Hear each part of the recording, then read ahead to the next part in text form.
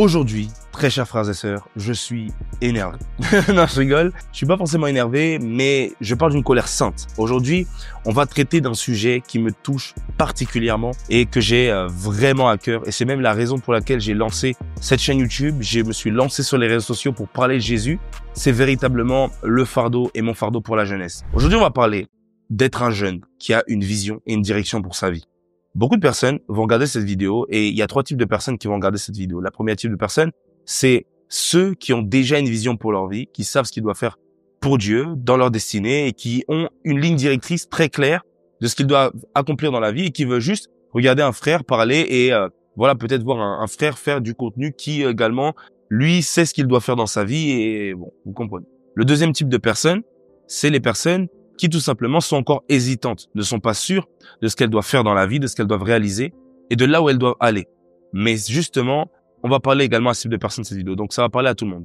Le troisième type de personne, c'est celui vraiment que je vise, mais même si c'est également très très large, c'est le type de personne qui ne connaît pas et qui ne sait rien de ce qu'il doit faire dans la vie, qui va à gauche, qui va à droite, au nord, au sud, mais sans véritablement avoir de direction claire et avoir un but précis dans la vie. Et c'est à toi que je parle aujourd'hui si tu regardes cette vidéo. Je parle à toi, pourquoi? Parce que un jour, j'ai été dans cette situation, j'ai été au même endroit que toi, j'ai eu les mêmes pensées que toi, j'ai eu les mêmes sentiments que toi. Je me suis également senti comme un jeune qui était perdu. Il y a un truc qui caractérise véritablement les jeunes, c'est la crise identitaire. Vous savez, la crise identitaire, c'est quoi? C'est le fait qu'on soit là et qu'on ne sache pas véritablement qui on est. C'est vrai que c'est dur dans la vie, un jour, de se rendre compte qu'on ne sait pas qui on est. Il y a un moment, on grandit, on passe l'âge de 10 ans, on passe l'âge de 15 ans et on voit qu'il y a plein d'autres personnes qui ont le même âge que nous à l'école et on nous met autour de plein de personnes et des fois on peut faire des crises identitaires. On ne sait pas qui on est, des fois on est noir, on est blanc, on est indien, on est tout ça. On ne sait pas en fait véritablement qui on est en tant qu'être humain. La culture fait en sorte que voilà, ça nous met dans une case d'origine. On va dire la société nous met dans des classes sociales. On va dire il y a pauvres, moyenne classe, riches. Même si la moyenne classe, en vrai c'est des pauvres correctement décorés. Ok, on en parlera dans une autre vidéo. Mais on voit que en termes de individualité, on est très très peu indiqué sur ce qu'on est. On dit qu'on est un homme, on appartient encore à un groupe.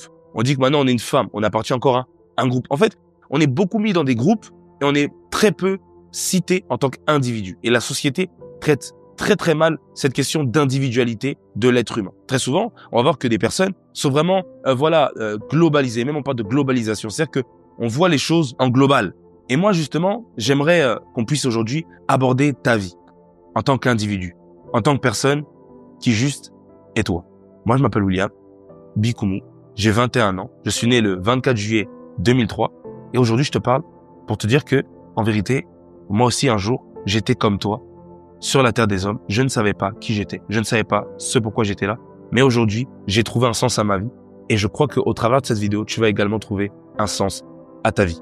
Sans plus tarder, on va directement aller dans la parole de Dieu. Cette fois-ci, j'ai pas pris la petite Holy Bible. J'ai pris vraiment la Big Holy Bible. C'est parce qu'on est dans le challenge 90 jours. D'ailleurs, n'hésite pas à aller regarder ma vidéo qui s'affiche juste ici, où tu pourras tout simplement voir le challenge 90 jours pour lire la Bible. Et tu verras que toi aussi, tu peux rentrer dedans. Donc, c'est vraiment une Bible d'étude. C'est une Bible qui est vraiment pertinente, mais on n'est pas là pour faire l'éloge de la Bible. On est là de la Bible d'étude plutôt. Mais on est là plutôt pour parler de ta situation. Donc, regarde. On va aller dans Joël 2, à son verset 28. Est-ce qu'on peut y aller ensemble? Est-ce que vous êtes prêts? Alors, on va lire la parole du Dieu ensemble. Il dit, « Après cela, je répandrai mon esprit sur toute chair. Vos fils et vos filles prophétiseront. Vos vieillards auront des songes et vos jeunes gens des visions. Même sur les servantes, même sur les serviteurs et sur les servantes, dans ces jours-là, je répandrai mon esprit. Je ferai paraître des prodiges dans les cieux et sur la terre du sang, du feu et des colonnes de fumée. » Moi, ce que j'aime bien, c'est la dernière partie du verset 28, il dit « Vos vieillards auront des songes et vos jeunes gens des visions. » Lorsque ici, il parle de jeunes gens, il parle de personnes qui sont jeunes en âge. Il parle de personnes qui commencent dans la vie. Il parle de personnes qui viennent de débuter, sont dans l'adolescence, sont peut-être même avant l'adolescence, il y a l'enfance. Après, on passe à l'adolescence. Après, on grandit encore un peu plus et on passe à d'autres steps. On devient un adulte. Certains se marient, certains ont des enfants, certains commencent à travailler, certains, ils ont une situation qui se stabilise ou pas. Mais là, ici, il parle aux jeunes gens. Et moi, ce que j'aime particulièrement avec Dieu, c'est que tout au long de la Bible, on voit qu'il a un rapport particulier avec les jeunes. Et je pense que Dieu a un rapport particulier avec les jeunes parce que Dieu sait très bien que lorsqu'il a ta jeunesse, il aura ta vieillesse. Dieu sait particulièrement que lorsque tu vas être quelqu'un qui, étant jeune, le connaît, étant jeune, se focalise sur lui, tu vas être quelqu'un qui, au final, va devenir une personne qui sait exactement ce qu'il doit faire dans sa vie. Ce qu'il donne ici aux jeunes gens, et là on parle de l'Esprit de Dieu, ce qu'il donne aux jeunes gens, c'est pas juste des hallucinations. Il leur donne pas des fantasmes. Il leur donne pas des désirs éphémères. Non, il leur donne des visions. Une vision, c'est quoi? Une vision, c'est un plan tout tracé, une ligne directrice par laquelle tu vas vivre en réfléchissant, en ayant une visualisation. Une vision, ça implique la vue. Une vision, ça implique le fait de voir quelque chose. Mais des fois, nous, on est très limité par ce qu'on voit avec nos yeux. On est très limité par ce qu'on voit autour de nous. Mais en vérité, lorsque Dieu nous appelle à avoir des visions pour notre vie, frères et sœurs, Dieu nous appelle à avoir des visions avec au-delà de nos yeux humains. Il nous appelle à avoir des visions avec les yeux que lui nous a donnés. C'est les yeux de notre foi, les yeux de notre pensée, le fait de croire en lui, le fait de croire aux promesses qu'il a données pour nous. Et aujourd'hui, tu es jeune, tu n'as pas forcément de vision, de plan, tu ne sais pas où aller, mais Dieu a quelque chose pour toi. Il y a quelque chose que Dieu veut faire avec toi. Et aujourd'hui, c'est vrai que je prends un temps un peu plus solennel que d'habitude. D'habitude, je suis un peu plus en mode chill, tout ça. Oh, vas-y, voilà les choses. Mais là, je sais que peut-être quelqu'un m'écoute et est dans le désespoir. Je sais que peut-être quelqu'un m'écoute et il avait envie de tout abandonner.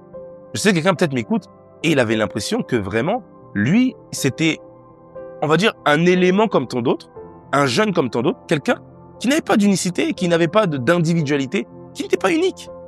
Moi, ce que j'aimerais te dire, mon frère, c'est qu'il donne aux jeunes gens des visions. Waouh! Il dit pas qu'il donne aux jeunes gens une vision. Il dit qu'il leur en donne des. Pourquoi est-ce qu'il en donne plusieurs? Dieu en donne plusieurs parce qu'il sait très bien qu'il y a plusieurs jeunes. Et donc, quand il y a plusieurs jeunes, il va pas juste leur donner une vision, il va leur en donner plein pour que chaque jeune ait la vision pour sa propre vie. My God! Extraordinaire. Dieu est un Dieu qui récompense chacun et Dieu est un Dieu qui est équitable et qui est juste. Dieu est un Dieu juste et qui juge avec équité. Et comment est-ce que Dieu il a jugé les jeunes? Comment est-ce que Dieu a trouvé bon d'encadrer les jeunes? Comment est-ce que Dieu a trouvé bon de faire des choses pour la jeunesse? Il a fait en sorte que chaque jeune puisse avoir une vision spécifique sur sa vie. Vous savez, pour faire un peu le témoignage, moi personnellement, quand je me suis converti, j'avais des problèmes avec beaucoup de choses. Un jour, je pense que je ferai mon témoignage. Je pense que quand je ferai ça, soit je le ferai sur une autre chaîne, la chaîne de quelqu'un d'autre, soit je ferai sur ma propre chaîne, je verrai bien. Quand je me suis converti, moi j'avais pas vraiment de vision pour ma vie. Bon, j'avais des visions, j'avais quand même une vision, mais cette vision, elle n'était pas si claire qu'aujourd'hui. En vérité, je faisais YouTube. Vous tous, vous me connaissez, ceux qui étaient là depuis. Je faisais Fortnite, j'avais la vision de devenir un très très grand YouTuber, un YouTuber qui allait vraiment révolutionner le monde du YouTube game. You know what I'm talking about. But, mais en vérité, cette vision-là, elle était un peu floue. Parce que dès qu'un découragement venait, dès qu'une mauvaise nouvelle venait, dès quelque chose comme ça venait, j'étais vite découragé et je baissais les bras. Et donc, ça fait que, au milieu de cette vision-là, également, il y avait des choses qui se proposaient à moi, les défis qui se proposent aux jeunes dans cette génération, que ce soit les filles, que ce soit, voilà, un petit peu les plaisirs de ce monde. Et quand ça se proposait à moi, eh ben, des fois, j'étais déconcentré. Donc, des fois, j'allais à gauche, des fois, j'allais à droite. Et ma vision, du coup, c'est comme si pas elle s'éteignait totalement, mais c'est comme si ma vision, eh ben, elle perdait de la force. Et elle perdait de la force parce que justement, le monde me donnait une vision beaucoup plus crue des choses. Le monde me donnait une vision qui venait comme éteindre ma capacité de succès avec justement des choses comme le péché et autre chose. Et ce qui s'est passé, c'est que je suis arrivé au Seigneur en 2017. Et quand je suis arrivé dans le Seigneur en 2017, la première chose que j'ai demandé à Dieu, c'est qu'est-ce que tu veux que je fasse? Je me rappelle toute mon année 2018, 2019. J'étais vraiment dans une recherche continuelle, perpétuelle du Seigneur. Et je me disais, mais quand est-ce que je vais véritablement savoir qu'est-ce que Dieu veut que je fasse? Moi, je me rappelle, j'étais un jeune, mais je sentais au-dedans de moi, dans mon cœur, que non, il y avait quelque chose. J'étais pas né pour rien faire. Et en même temps, je me disais, mais si Dieu t'existe, bah, donne un sens à ma vie. Donne-lui un sens, donne-lui une direction, en fait. Parce que c'est compliqué d'être quelque part ou d'être à un endroit où on n'a pas de direction. Et donc, qu'est-ce que j'ai dit à Dieu? J'ai dit, Seigneur, véritablement, là, je vais rentrer en 2000, je me rappelle, c'était quand je rentrais en 2020. J'ai dit, je vais rentrer en 2020. Je veux pas que ce soit comme les années passées où tel péché me retient, telle chose me ramène en arrière. J'ai pas envie. Seigneur, s'il te plaît, donne-moi une direction pour ma vie et révèle-moi ce que tu veux que je fasse. Et ce que tu veux que je fasse pour toi. Et je me rappelle, j'étais dans une église et quand j'étais dans une église, je priais. On était à une veillée de prière ou plutôt c'était les vendredis, on avait des prières. Et quand les vendredis, on avait des prières, à un moment, je prie, et bam, Dieu me montre une vision. Sur cette vision, je vais pas forcément tout dire ici, parce qu'il faut que ça se réalise. Et je l'ai pas encore fait, c'est un objectif dans ma vie. Mais j'étais en train de faire quelque chose de très très bien, et c'était pour le Seigneur. Et je vois comme un truc, et il y avait moi, il y avait mon nom. Et c'est un truc vraiment qui glorifie Dieu de dingue. Et quand j'ai vu ça, j'ai dit, wow, Dieu veut faire ça avec moi? C'était un truc en rapport avec les médias. Et quand maintenant j'ai vu ça, j'ai voulu aller un peu plus en profondeur. Donc je demandais à Dieu, mais révèle-moi encore, révèle-moi encore, révèle-moi encore. Il y a un autre moment, je suis en train de faire du sport. Quand je suis en train de faire du sport, je cours, je fais le sport. Et quand je fais le sport, il y a un moment, je suis là. Et Dieu me montre encore autre chose sur ma vie. Il y a des choses que je dirais pas ici parce que, voilà, c'est public. Et des fois, il y a des choses qui sont privées. Parce qu'il y a des visions, on doit les garder jusqu'à ce qu'on les enfante. Et il y a des choses qu'on dit pas à tout endroit et tout moment. Mais Dieu me montre encore une autre chose sur ma vie, sur ma destinée. Et quand il me montre ça, je suis là et je me dis, waouh, purée, mais en fait, je suis appelé à faire de belles choses. Et c'est là où après, j'ai changé d'église, j'ai changé d'assemblée. Et quand j'ai changé d'assemblée, parce que vraiment, il y a eu le confinement, c'était un peu compliqué. Et moi, j'avais besoin vraiment, je sentais que j'avais soif de Dieu en fait. Et Dieu m'amène à un endroit, l'église dans laquelle je suis, et vraiment, non, j'ai vécu un truc spécial avec la présence de Dieu, l'amour de Dieu, la puissance de Dieu. Et quand j'ai vécu ça, ce qui se passe, c'est qu'en fait, je continue à demander plus d'éclaircissement à Dieu pour ça. Et il y a mon père spirituel qui est l'apôtre Alain Patrick Tsengue, qui vient et un jour il prophétise sur moi des choses occultes. Il parle, il déclare des choses. Un père spirituel, c'est quelqu'un qui tout simplement nous engendre quelque chose, nous donne quelque chose nous forme en fait spirituellement dans la foi en fait. C'est un père dans la foi. Et là, tout ce qu'il dit, ça confirme ce que Dieu m'avait dit quand j'étais dans l'autre église, et ça confirme ce que Dieu m'avait dit lorsque même j'étais en train de prier seul en fait. Et là, je me mets à pleurer, je fonds en larmes parce que je sentais que Dieu me parlait directement. C'était comme une validation de ce qu'il voulait que je puisse faire dans ma vie. Et après ça s'enchaîne. On fait des semaines de jeûne avec le groupe de jeunes dans lequel on est. Vision sur vision, rêve sur rêve. Toutes les soirs, j'ai des rêves. Toutes les semaines, Dieu, il est obligé de me parler sur ce qu'il veut que je fasse. Et c'est comme si ma vie qui prenait une direction par la vision que Dieu était en train de me donner a comme pris un cap et l'a redirigé vers autre chose. Et j'aimerais juste te dire alors à toi qui m'écoutes qu'une vision, elle se communique parce que Dieu nous la donne. Des fois, on veut savoir ce qu'on doit faire dans la vie, mais on ne va pas voir celui qui a le manuel d'utilisation de notre vie. Il y a quelqu'un qui nous a envoyés sur la terre. Il y a quelqu'un qui t'a envoyé sur la terre. Tu n'es pas venu par hasard. Tu n'es pas venu parce que tes parents, voilà, ils ont décidé de faire X ou quelque chose pour qu'ils aient un enfant. Tu sais très bien de quoi je parle. Mais tu es venu pour autre chose.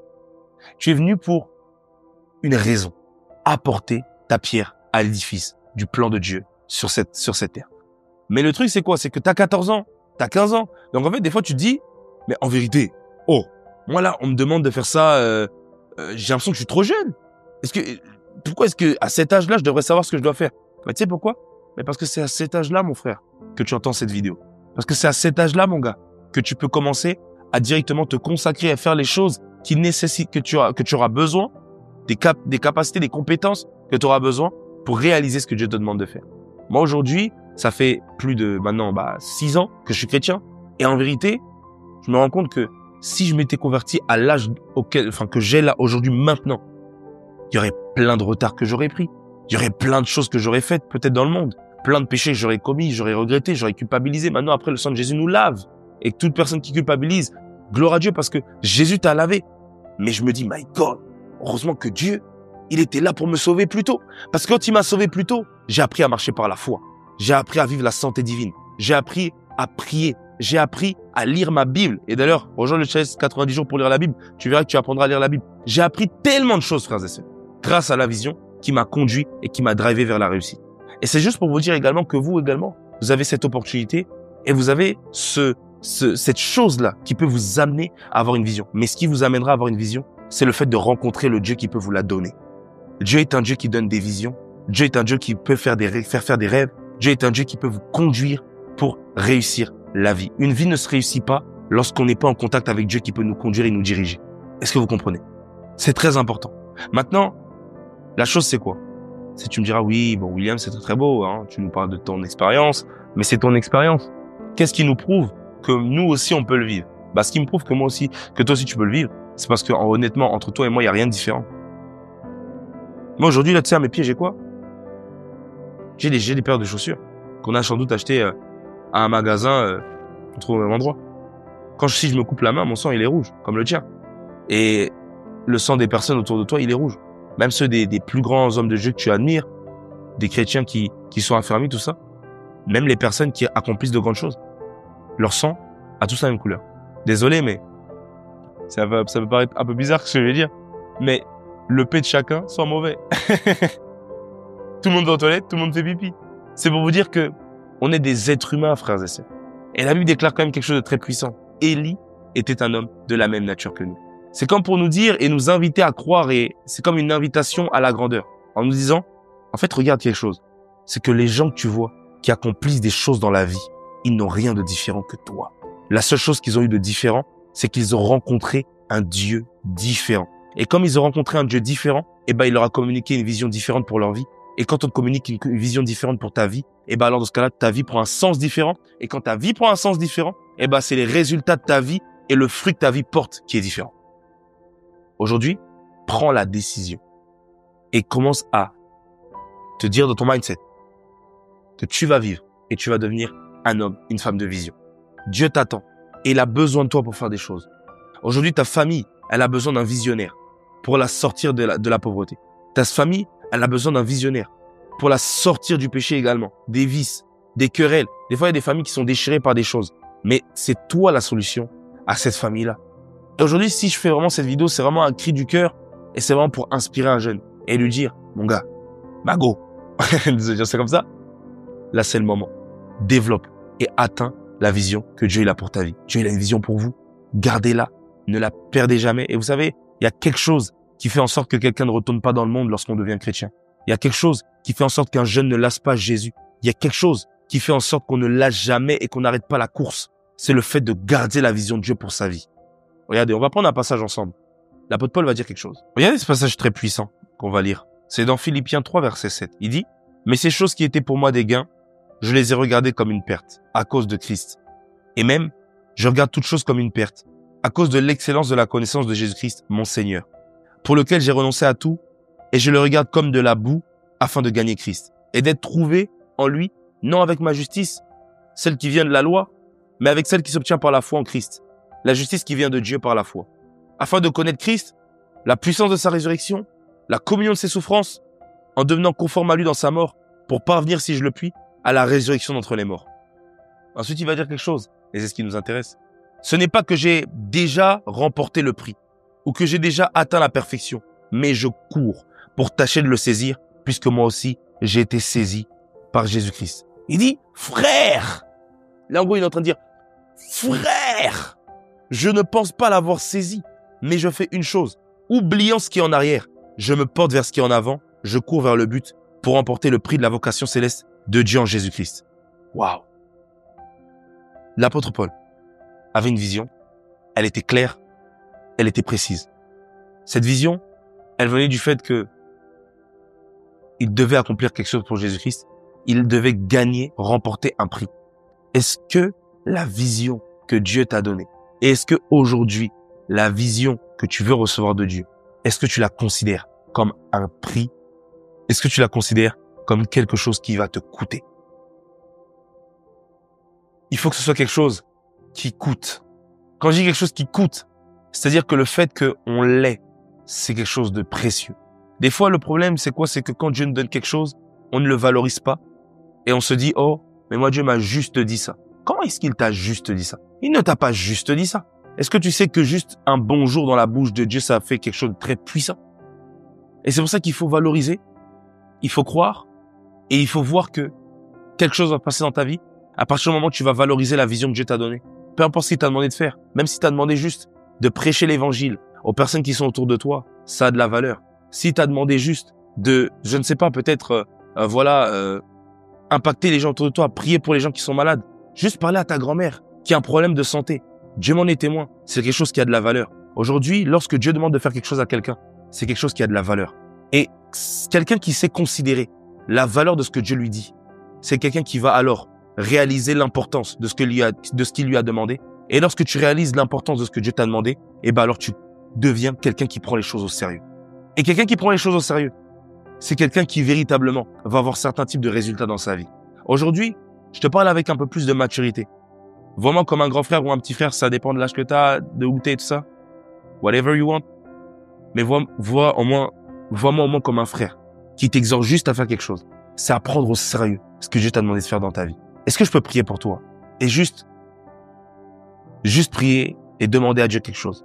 C'est que toute personne qui n'a pas de vision pour sa vie, toute personne qui ne sait pas ce qu'il doit faire dans sa vie, puisse littéralement, à partir de ce soir, là, je vais vraiment prier pour que ce soir, quand tu vas dormir, là, on est dans les vraies choses, que ce soir, lorsque tu vas dormir, que cette semaine, Dieu te parle de toutes les manières qui existent. La Bible déclare, Dieu parle tantôt d'une manière, tantôt d'une autre, mais c'est nous qui n'y prenons pas garde. Je vais prier que Dieu te gaspille de visions, de rêves, de prophéties, de sorte que toi là qui m'écoutes, tu sois quelqu'un qui sache exactement ce que Dieu veut faire dans sa vie. Je prie pour toi au nom de Jésus-Christ. Si tu peux fermer les yeux. Seigneur, merci pour le frère, la sœur qui regarde cette vidéo. C'est mon frère, c'est ma sœur. Tu l'aimes particulièrement. Tu as mis quelque chose de précieux, de spécial dans sa vie. Je prie dans le nom de Jésus-Christ. Seigneur, que tu puisses les aider. Que tu puisses faire quelque chose de grand avec eux. Que tu puisses, Dieu, les amener en profondeur. Il y a des personnes qui ne savent pas la valeur de ce que tu as déposé, le potentiel que tu as mis dans leur vie. Je prie dans le nom de Jésus-Christ que ta grâce surabonde encore dans la vie de cette personne qui m'écoute et ta miséricorde encore dans la vie de cette personne qui m'écoute, de sorte que cette personne devienne une personne qui sait de manière authentique, de manière profonde, de manière précise ce que Dieu veut faire dans sa vie. Merci pour la grâce de Dieu qui vient illuminer les yeux d'un cœur, qui vient changer la vie de quelqu'un au nom de Jésus-Christ. Je te bénis, Seigneur, et je te rends grâce. Et je te remercie de ce que tu fais des choses extraordinaires dans la vie des personnes. Merci pour les témoignages. Parle-leur en rêve ce soir. Parle-leur en songe. Et viens transformer leur vie au nom de Jésus-Christ. Amen. Amen les frères et les sœurs. En tout cas, j'espère que cette vidéo vous aura béni. Et si tu n'es pas chrétien, si tu n'as pas encore accepté Jésus dans ta vie, la première vision à avoir, c'est celle de l'accepter et de devenir enfant de Dieu. Tu peux juste faire une prière, dire Seigneur Jésus, je t'accepte dans mon cœur comme mon Seigneur, comme mon sauveur personnel, au nom de Jésus-Christ. Amen. Et tu seras sauvé. Et tu pourras alors avoir des visions, parce que c'est réservé aux enfants de Dieu d'avoir des visions. Que le Seigneur te bénisse. Je crois que cette vidéo a véritablement bouleversé ta vie. Et si tu veux regarder une autre de mes vidéos qui peut également t'édifier ou te divertir, ça dépend, je t'invite juste à aller regarder cette vidéo qui est juste ici et tu verras que tu seras édifié. Bye bye.